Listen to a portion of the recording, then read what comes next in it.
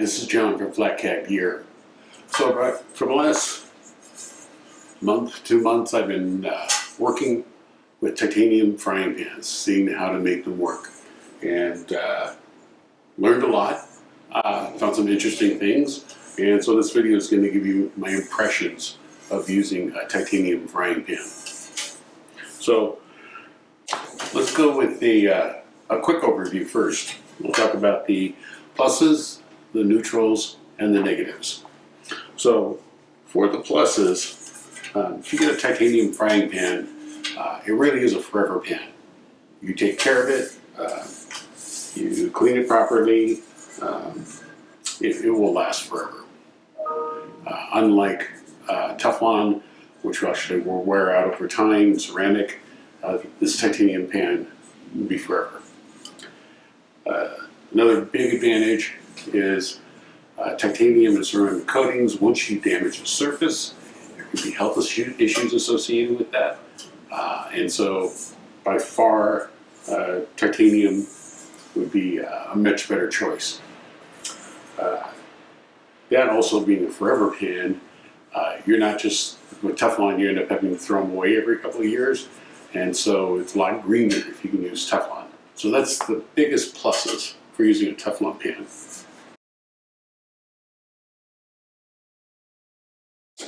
Bridging pot, I usually use titanium here because it's lightweight, and coated pans of equivalent size are a little bit heavier. Not so much the case in frying pans. This is an MSR quick skillet, 5.5 ounces. This fry pan I think is 5.7, but it's about an inch bigger in diameter. But weight-wise, not much difference. Cleanup. Particularly titanium, if you season it, the care of cleaning the pan after you season it is really the same as with the Teflon pan. So they're tied there.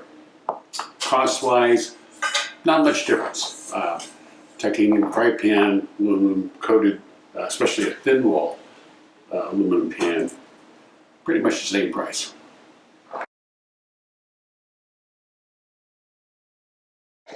So let's talk about the negatives. You read a lot about seasoning, and I've done seasoning on titanium pans, and the best seasonings I've been able to use, I've gotten the non-stick surface up to maybe 60 to 70% that of Teflon. Teflon pans, eggs just slide around, not the case with titanium. If food sticks, and I've been very careful, I get food sticking in my pan, to clean that off, you may have to re-season that. Now, that talks about re-seasoning out while you're backpacking, a little bit more work. A negative. Well, compared to Teflon and ceramics, they're pretty bulletproof. It's easy to take an egg, flip it over in the pan. So ease of use does not compare. With all thin wall pans, heat diffusion is difficult. In titanium, it's even more so. With an aluminum pan, I can get by with a simple diffuser. If I go to titanium, I have a pretty complex diffuser system that I would have to use, and so that's going to increase the cost and weight of extra gear that you take with you.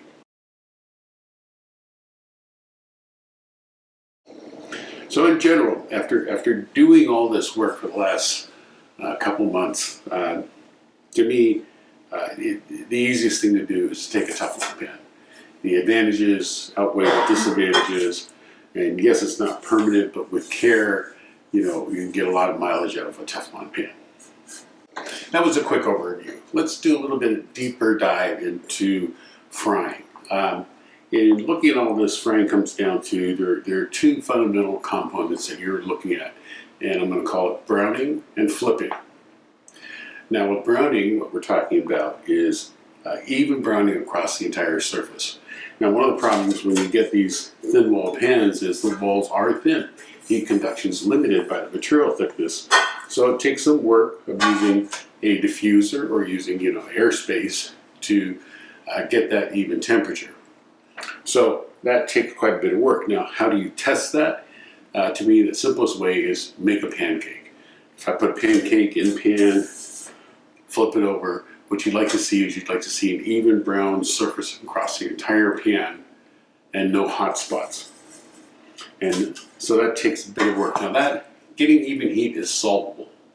So that's not really the problem. The second aspect is flipping.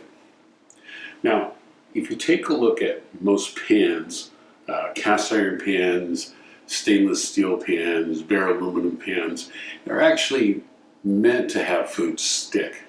Because in the cooking process, especially if you're cooking something and making like a gravy, you produce what's called a fond, which is elements of the food you're cooking sticking to the pan. So when you sear a steak or you cook, the stew, you kind of want some of that to stick there because that's basically what you make a gravy out of.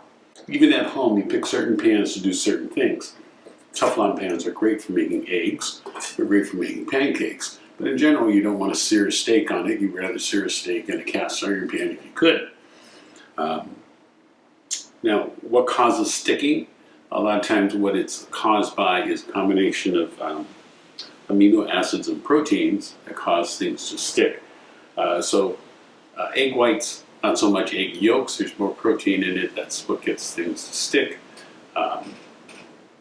Flours and pancakes and things, especially with a lot of liquids, those tend to stick. So a test for whether things can flip or easily is cook something like a scrambled egg. Can you get the scrambled egg and take it and flip it over without sticking to the pan? That's really a torture test. So again, fundamentally, you break things down into two aspects. Can you evenly brown, and can you flip what you've cooked? You're going to hear a number of you are going to talk about seasoning of titanium pans. And seasoning is just like you season a cast iron pan. You've got a clean pan, you apply oil to it, you raise it to an elevated temperature. You want to have it bond, make a polymer bond to the metal. Now, it takes some work. This pan, I've actually seasoned 3 times using that technique. And again, I get maybe 60 to 70% that of a Teflon pan. I mean, it's better, but it's not a magic bullet. Again, like I said, if you want, the other thing is you see people doing Teflon pans and they're doing demos where they're showing you making an egg. One, they're doing an egg over easy, which is actually easier than doing a scrambled egg. And the other is you don't see them out backpacking doing it. They're all just doing demos. And I've never seen anybody who said, I took a titanium pan on the PCT, for months of time and it worked perfectly. Never seen a video like that. But what do you do if you've got a titanium pan if you want to use it? Well, there are some tricks that you can do. Now, the example I give is one of the reasons I was trying to get into frying was where would I fry the most while backpacking? And one of the areas that people are very interested in is cooking fish. So can you cook fish in a titanium pan? So I'm going to show you a couple tricks on how you can do that. It's by using the sacrificial non-stick layers.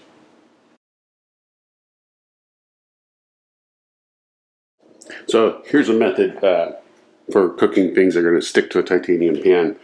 I've got a piece of salmon there. I'm going to put a little bit of oil in the pan. And what you do is you cut out a piece of parchment paper. That will fit in there. Put a little oil on that. And the parchment paper will be your sacrificial non-stick surface. So one of the things about fish is that the skin tends to stick. So this is lightly seasoned salt, pepper, garlic powder. And we're just going to lay that on there. Make sure it's got oil, covers the surface. And now we're going to go pan fry it. Alright, been cooking for a while. Let's see how it does on the flip.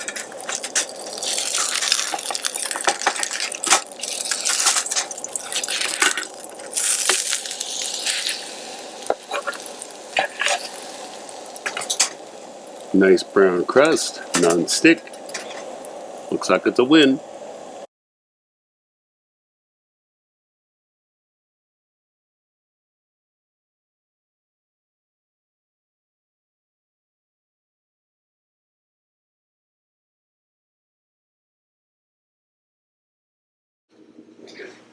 Okay, the next sacrificial layer we're going to talk about is a rice wrapper. And it's a little fragile, so you need to be careful if you're taking out backpacking. But what you do is you get this wet, and it will, over a couple of minutes, it will soften. We're actually going to wrap up the salmon and put it in the pan. So let's get this wet first. All right, so the disc is wet. It's still going to be a little bit rigid. And I'm going to put the fish skin side down. And since I'm at home, I'm just adding things. That's some shaved ginger and some garlic and some green onions. What we'll do is the skin side will sear, and when we flip it over, it'll kind of steam. Okay? Then you can see this wrapper is starting to get soft, so you're just going to fold it like a burrito. You see how nicely wrapped that is, and I'm going to put this in the pan. I'm going to go skin side down. It's got a little bit of oil in there, but actually with this you don't need oil. So let's go fry this up.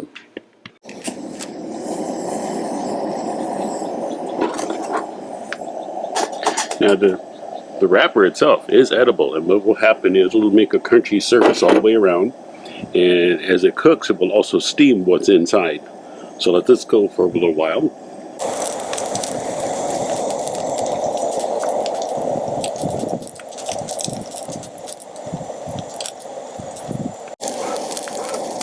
Alright, we'll try the first flip, see how it goes.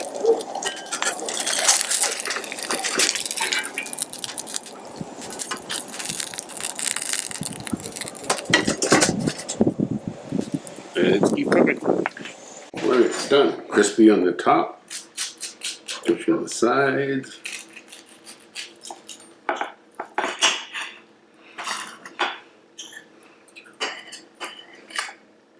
Looking good.